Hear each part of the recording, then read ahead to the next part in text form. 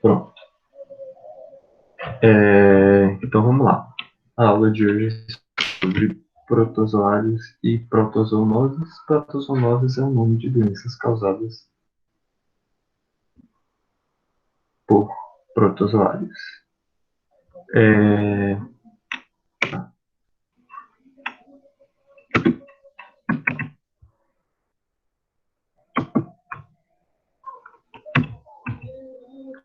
Travou aqui um pouquinho. Volta. Tá. Eu queria falar um pouquinho primeiro, né, antes de começar a falar das doenças, sobre o que são os protozoários. Protozoários, eles são organismos eucariontes. Vocês já devem ter visto isso com a Carol, eu acho, na parte de citologia. Então, até agora o que a gente tinha visto é vírus, que não é nem um ser vivo, que só tem material genético e a cápsula de proteína em volta, tem nada. Depois de vírus, a gente viu um ser mais evoluído, que eram as bactérias. E as bactérias era evoluído, mas nem tanto, né? Porque tem pouquíssimas organelas, o material genético dela não é muito bem organizado, é muito primitivo, né? Na maioria das vezes unicelular, ou seja, o ser vivo inteiro é só uma célula, e às vezes podem se juntar em colônias. E agora os protozoários. Os protozoários, eles são bem mais desenvolvidos. Aqui eu coloquei para vocês imagens de diversos protozoários. Eles são bem diferentes uns dos outros. Vocês vão ver que cada um tem um formato diferente. Eles são eucariontes, ou seja, eles têm um material genético bem organizado, condensado ali no núcleo. Tem várias organelas, parecido com as organelas do nosso corpo mesmo. Só que eles ainda são, na maioria das vezes, unicelulares, ou seja, o ser vivo inteiro tem uma célula só.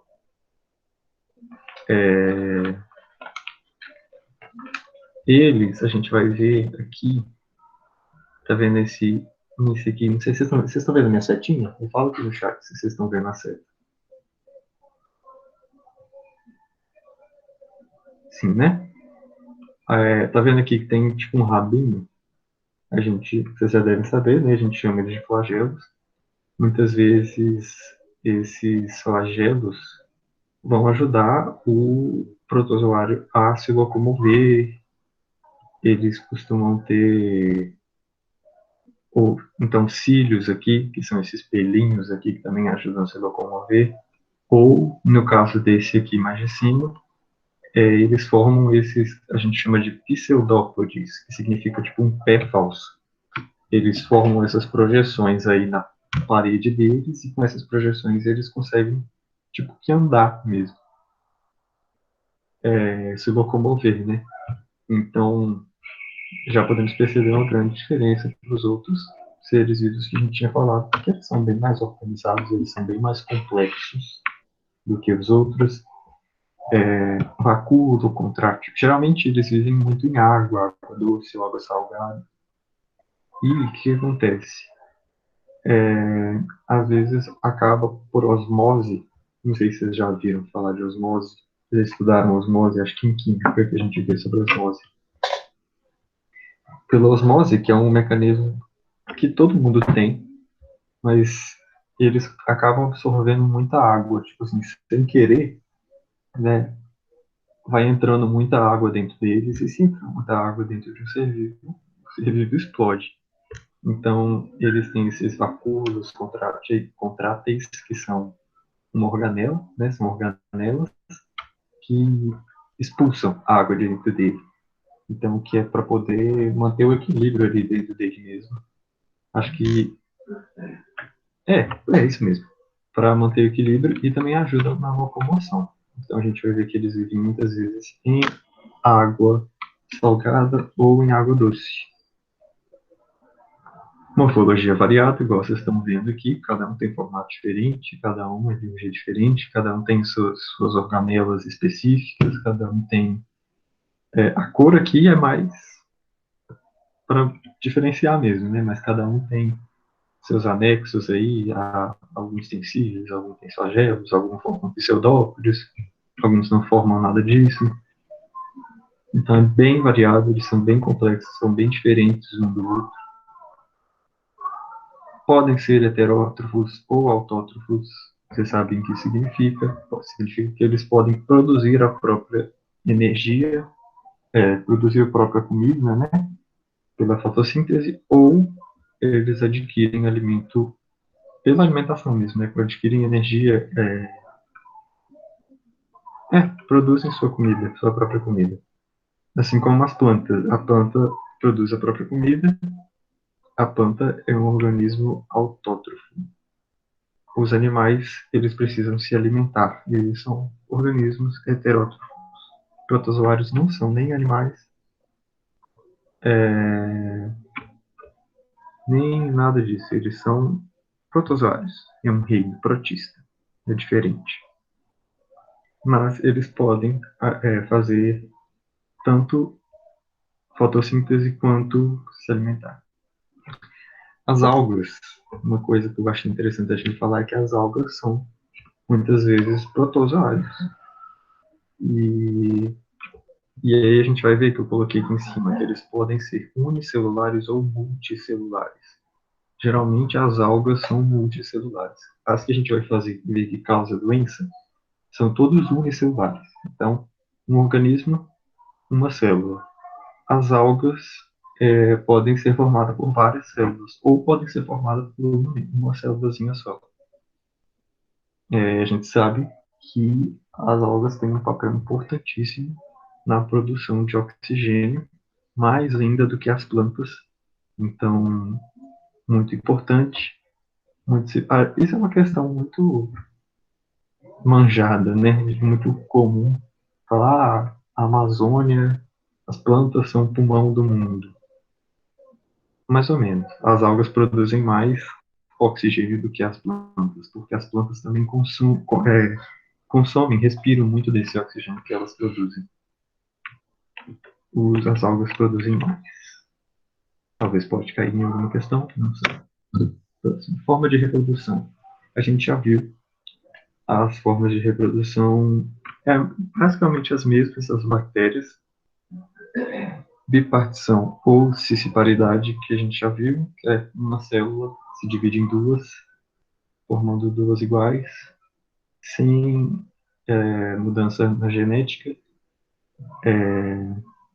Então, uma célula forma duas células formam quatro células formam 8, e assim por diante. Cada uma se divide em dois.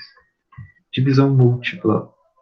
Uma célula pode se dividir várias vezes. Isso pode acontecer. Novidade, né? Porque bipartição a gente já tinha visto também com as bactérias. E conjugação. Conjugação a gente também viu nas bactérias. Dois protozoários se juntam, eles compartilham material genético entre si e, no final, os dois protozoários têm um material genético diferente do original. Não forma um protozoário novo. No início eram dois protozoários, no final eram dois protozoários, mas há mudança no material genético.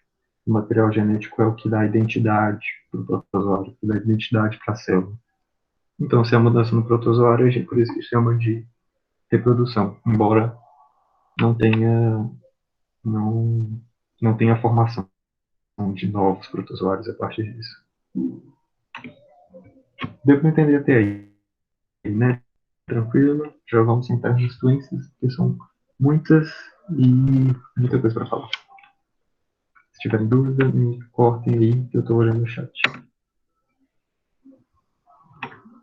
Doenças de protozoário, a gente vai ver que são umas muito comuns, muito comuns, não, muito faladas, né? Talvez não tão comuns, mas muito faladas, e são muito complexas, muito mais complexas do que a gente tinha visto até agora. Por quê? Porque o protozoário é um organismo, é um ser vivo bem mais complexo do que a gente viu. Né? Eles têm várias organelas, eles têm, né, são bem diferentes do que a gente já tinha visto até agora. Então, malária, primeira doença que a gente vai ver, coloquei 5 estrelas, porque a malária é uma doença muito falada.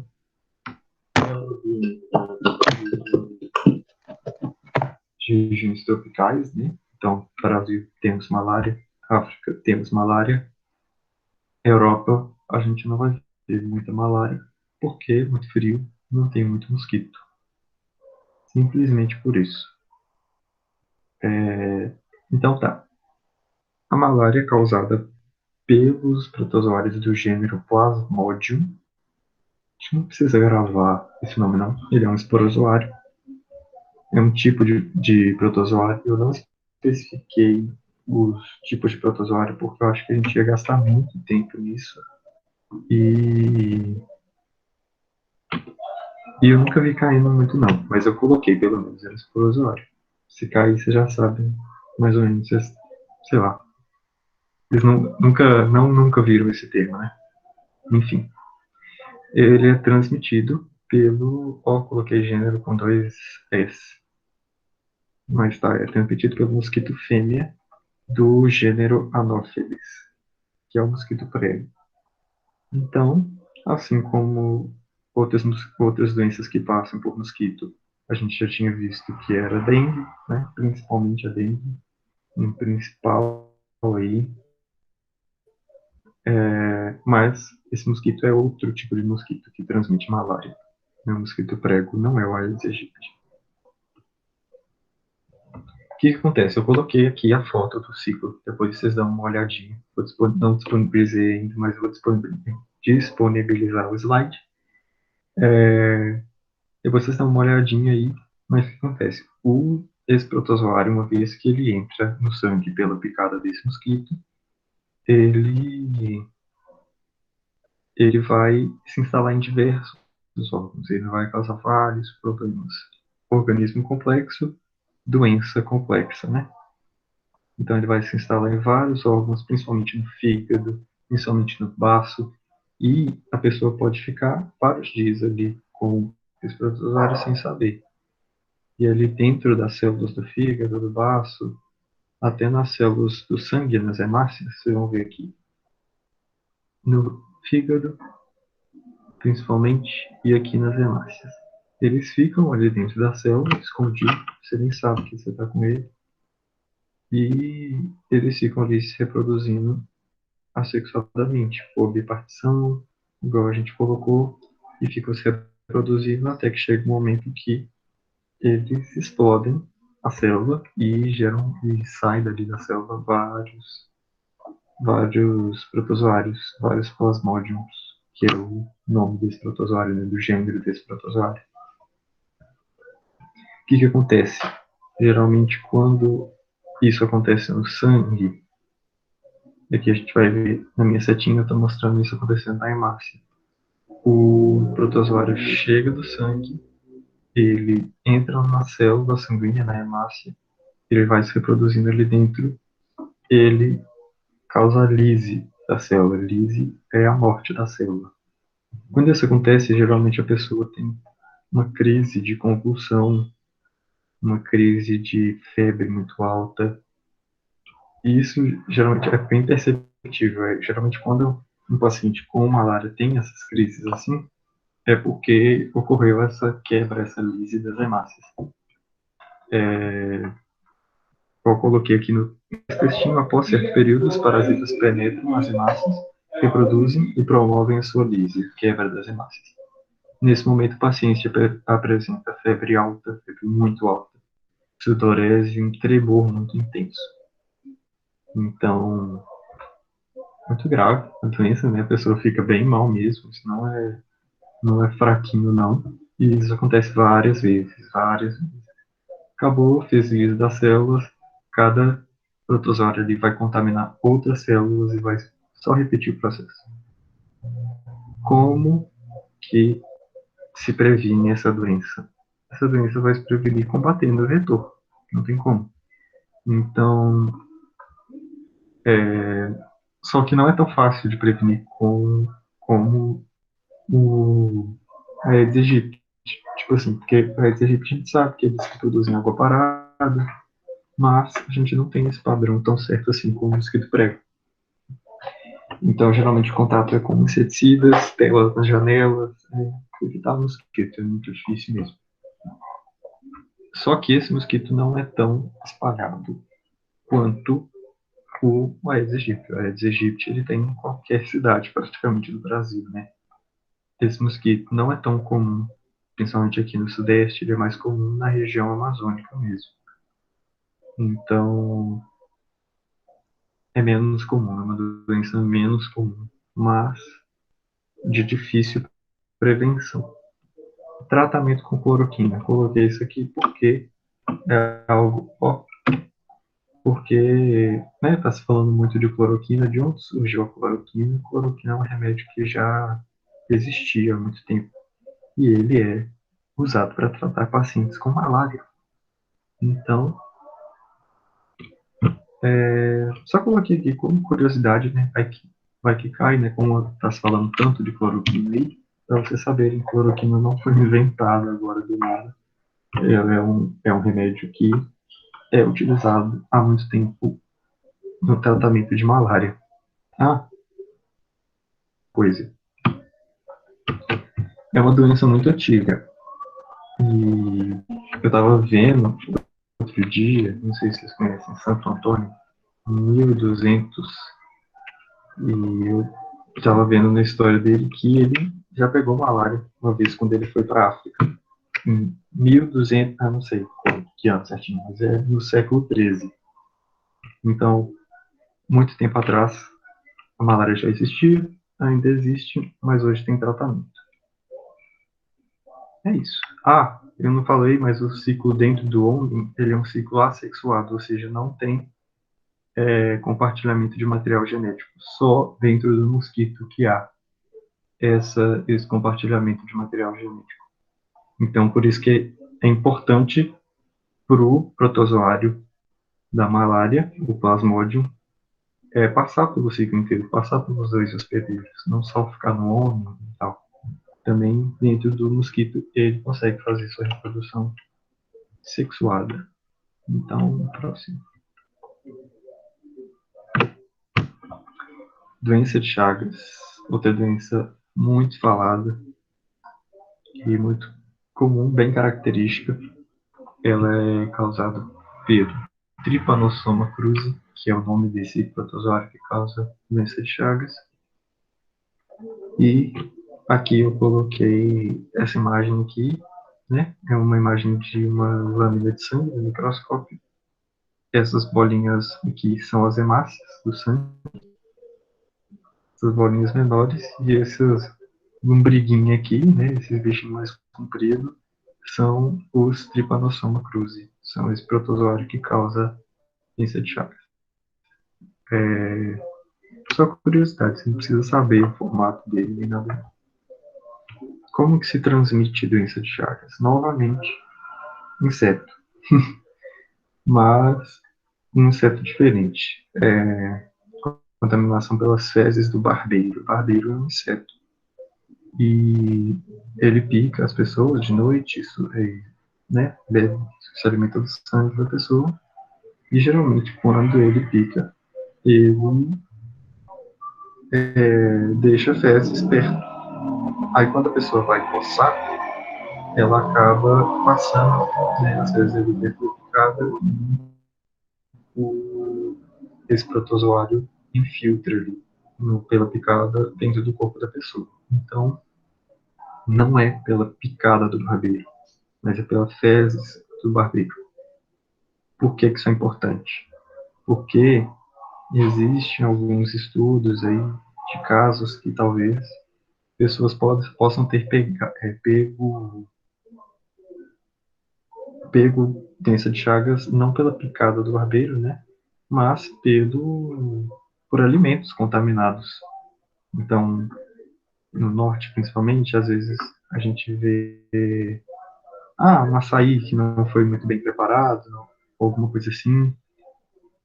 Então, pelo alimento contaminado ali, com as fezes do barbeiro, a pessoa pode acabar pegando doença de Chagas. Por isso é importante não consumir alimentos que não são devidamente cuidados, né? Sangue contaminado também. Sangue contaminado a gente fala uma pessoa que tem doença de Chagas, vai doar sangue. E não passa por não sabe como doença de Chagas, ou então não passa por uma análise do sangue, ela pode transmitir esse sangue para outras pessoas. Não é tão comum mais, né? Porque as pessoas sabem que tem esse tipo de transmissão, então dentro próprio do centro de doação de sangue a pessoa já consegue já ver isso já passa ali pela fiscalização, né? Não passa no caso. E verticalmente, eu já falei aqui que é transmissão vertical para vocês? Alguém me fala aqui no chat, por favor.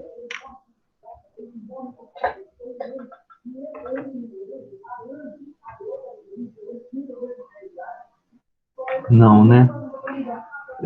Transmissão vertical é quando uma doença uma doença é transmitida da mãe para o filho, quando a mulher está grávida. Então, a mulher está grávida e o filho acaba se contaminando com a doença também, porque a mãe está contaminada.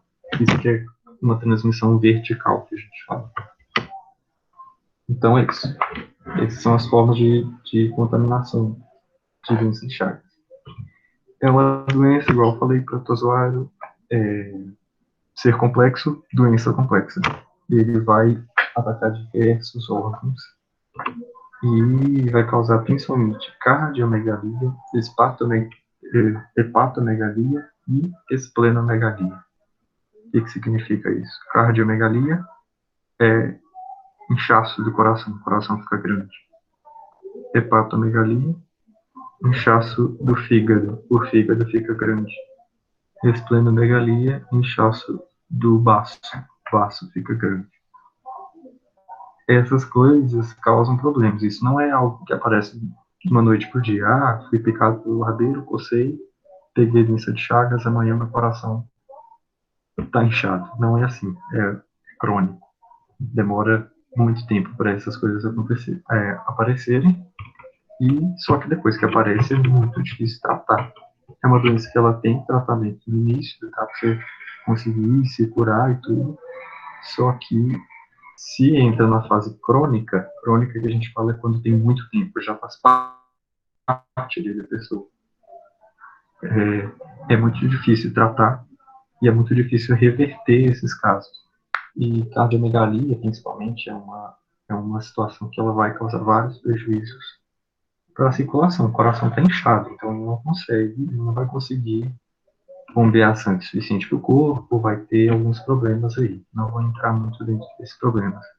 Mas, tipo assim, o principal desses sintomas é a cardiomegalia. Sempre que a pessoa fala doença de Chagas, tem que lembrar, cardiomegalia. É isso. Prevenção é o combate ao inseto. O inseto ele é maiorzinho do que o mosquito. É tipo um besorrinho.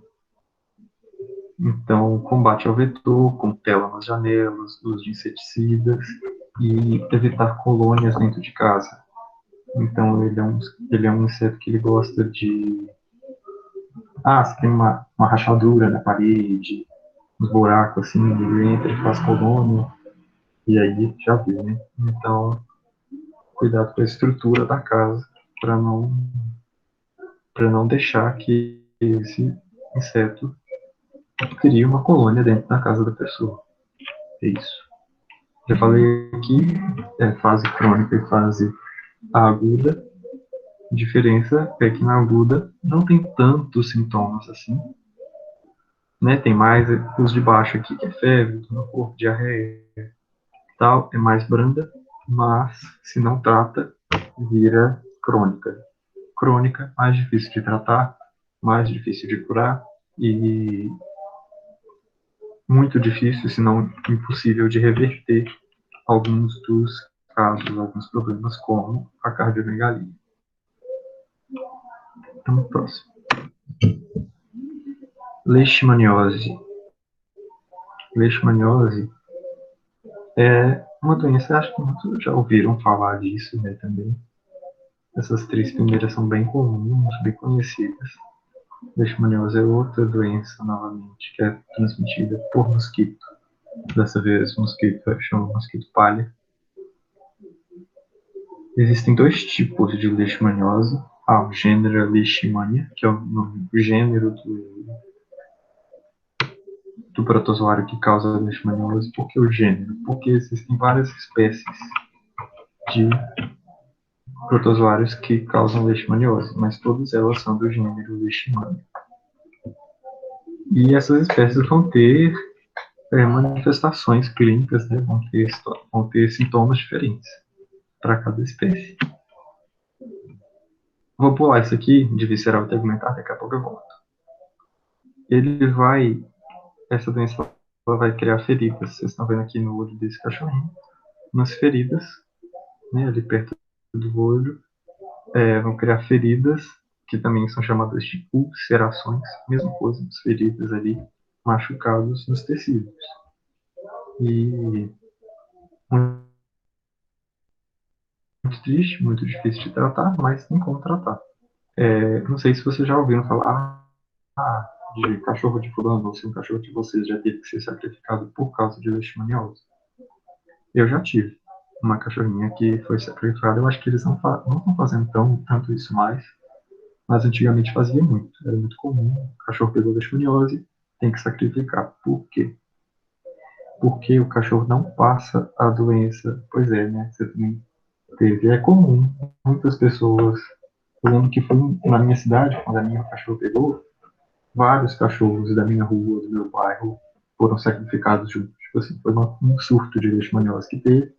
Vários cachorros pegaram, pelo menos, não sei de nenhum ano que pegou. O que acontece? O cachorro não passa a doença diretamente para a gente. Às vezes a pessoa acha que transmite por mordida, por toque com a ferida, mas não, isso não acontece. O que acontece é que o mosquito pode picar o cachorro. Se o mosquito picar o cachorro, o mosquito vai estar ali com o protozoário que causa a leishmaniose. E aí ele pode picar a gente e causar essa doença. Então, combate ao vetor, combate ao mosquito, sacrifício de animais muito usado, muito, muito comum, eu acho, mas eu não tenho certeza, que não fazem muito isso mais. Acho que não é uma prática mais tão comum, mas antes era, de sacrificar o animal. Acho que agora tem tratamento também para animal, não sei, não tenho certeza. Enfim. E aí tem a diferença entre a leishmaniose visceral e tegumentar. Tegumento vem de pele, é uma palavra que vem de pele. Então, é uma manifestação, é um tipo de leishmaniose que causa essas feridas mais na pele. Então, é bem mais visível, igual esse cachorrinho aqui, perto do olho dele. Várias feridas. A visceral é muito mais grave, porque visceral vem de víscera. Víscera é tripa, é órgão. Então, essas feridas, elas vão acontecer nos órgãos internos da pessoa. Então, vai começar a ter ferida no estômago, no intestino, no fígado, e aí é muito mais grave, né, causa muito mais problemas, mas, pelo menos, né, no Brasil, a mais comum é a tegumentar, não é a visceral. Visceral é complicada, né, mas tem tratamento. Graças a Deus tem tratamento, não é. As pessoas que pegam leishmaniose não estão reféns a isso. A amebíase. Vou passar mais rápido por ela, porque ela não cai tanto e a gente vai acabar nosso tempo, tem muito mais doença. A amebíase, ela chama amebíase, a gente vê que ela tem aqueles pseudópodes que eu falei. É um protozoário que emite esses falsos pés aí. E ele consegue como que andar com esses falsos pés. Se locomover. Transmitida pela entamoeba histolítica. A transmissão é oral fecal. O que significa isso? Mesma coisa daquilo que a gente falou de hepatite, que a gente falou de cólera, de várias outras doenças. A pessoa falta de saneamento básico, basicamente. É isso que causa a amebíase. Falta de saneamento básico, água contaminada, alimento mal lavado, ou alimento lavado com água suja. Enfim, transmissão oral fecal, que a gente chama. E aí vai ter outras aí que também é transmissão oral fecal, não vou me estender nisso. Geralmente, uma doença que tem transmissão oral fecal, ela vai causar problemas no intestino, no estômago, alguma coisa assim.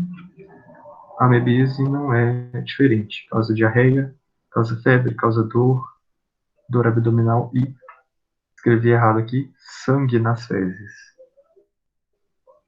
Então, bem característico, bem mais grave, igual eu falei, mais grave, o ser é mais complexo, a doença é mais complexa, vai ter alguns sintomas mais graves e diferentes daquilo que a gente viu, porque, como a gente viu, sei lá, cólera, era febre, era diarreia, vômito, tudo. Essa aí tem uma particularidade que é a presença de sangue nas fezes. O tratamento é feito com uma boa higiene, lavar bem os alimentos e tudo mais, e com saneamento básico. Simplesmente. Giardíase e balantidiose são outras duas protozoonoses causadas, transmitidas via oral fecal. Mesma coisa da amebise. Giardia lamblia é que causa giardíase só, balantidiose não. É outro protozoário que eu não coloquei o nome aqui. Perdão, eu vou colocar depois, antes de postar no Classroom. Mas, mas é isso. Transmissão oral fecal, ela não contamina somente humanos, mas pode contaminar gato, cão, ratos, né, roedores. Então, por isso é importante também quem tem cachorro, quem tem gato, fazer uso dos remédios certinho, né? Tem os remédios para tomar para prevenir esse tipo de doença também neles. Porque se os animais têm essa doença, as fezes deles vão estar contaminadas com essas doenças. Então, pode transmitir para a gente também. É importante tratar os animais também, não só os humanos. Sintomas: diarreia, normal, mas diarreia com um cheiro forte, cólica abdominal, fraqueza, desnutrição. Como atrapalha o sistema digestório todo, essa doença, principalmente em crianças, ela vai causar uma desnutrição grave. A criança não vai conseguir absorver os nutrientes dos alimentos e, principalmente em criança, pode levar até a morte. Então, doença séria. Mas não cai tanto. Só lembrar que giardíase é uma doença de transmissão oral fecal, prevenção com saneamento básico, vai causar diarreia e tudo mais. Tricomoníase. Tricomoníase é uma IST. Você sabe o que é uma IST? Quem sabe o que é IST? Manda aí no chat, por favor.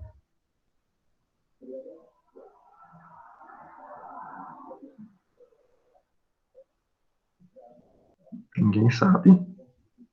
Isso. É a mesma coisa, só que isso. Infecção sexualmente transmissível. Não se usa mais o termo DST. Agora as pessoas falam IST, infecção sexualmente transmissível. Se é uma infecção sexualmente transmissível, ou seja, transmite através do sexo sem uso de preservativos, a prevenção para aqueles que têm vida sexual ativa somente pode ser feita com os preservativos. O que ela vai causar? Esse aqui é o nome do protozoário, Trichomonas vaginalis. Ele vai causar dor na região vaginal, mau cheiro, um corrimento, né, um corrimento purulento, principalmente nas mulheres, vaginais, né, principalmente nas mulheres. Nos homens, ele pode ser, principalmente nos homens, ele pode ser assintomático. Nas mulheres também. Que isso é importante? Porque às vezes a pessoa tem e não sabe. E aí fala, não tem nada, e tem vida sexual ativa e não usa preservativos. Então transmite mesmo assim. Pode ser sintomático, mas mesmo assintomático pode transmitir. A prevenção típica das ISTs que a gente conhece. AIDS, gonorreia, que a gente já falou aqui, sífilis, mesma coisa de prevenção.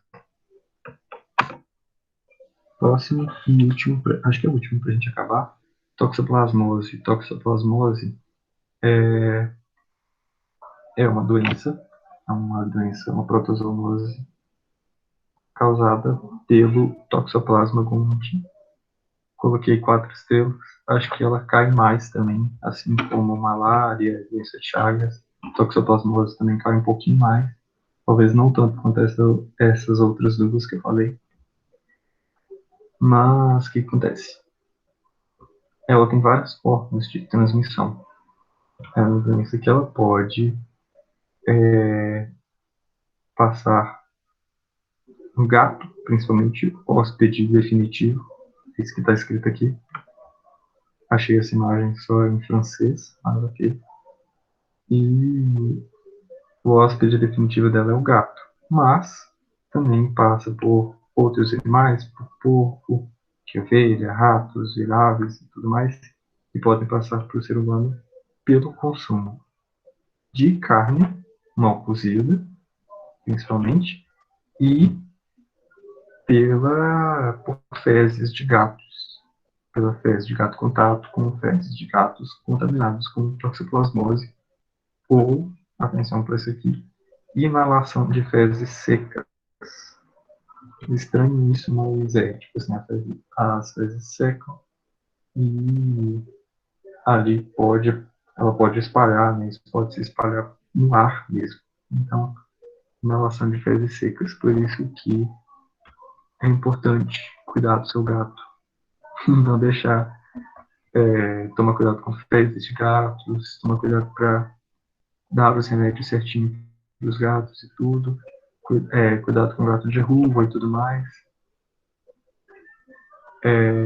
Cuidado com a higiene dos alimentos, porque, né, se pode ser contaminado pelas fezes, via oral fecal também. Então, tem que lavar os alimentos direitinho, sem saber por onde o alimento que chegou na sua casa passou. E, nossa, agora eu tô vendo aqui que esse slide está cheio de erro de escrita, né? Mas tudo bem, eu vou corrigir depois tudo isso. Vou dar uma revisadinha. Causa mal-estar, dor de cabeça, dor muscular, febre, pode causar cegueira e má formação congênita. Vocês sabem o que é má formação congênita? Não vou esperar vocês falarem porque tá acabando o tempo. Mas má formação congênita é da pessoa, do bebê dentro da barriga da mãe. Então, uma mulher grávida que se contamina com toxoplasmose, essa toxoplasmose ela pode causar problemas no desenvolvimento do bebê. Pode levar até a morte do bebê, né? Gerar um aborto espontâneo ou algo do tipo. Então, higiene de alimentos que eu coloquei aqui como prevenção, não simplesmente lavar, né, por causa das coisas, mas também não comer carne que você não sabe a procedência, não comer carne mal cozida, cozinhar bem as carnes, porque quando a gente cozinha acaba matando, né, o protozoário. Não tomar leite com procedência, tomar leite só que já foi, acho que é pasteurizado que fala. Tem transmissão vertical, coloquei aqui de novo, né? Transmissão vertical de mãe para filho. Então, o filho pode contaminar, pode atrapalhar o desenvolvimento do feto dentro do útero da mãe.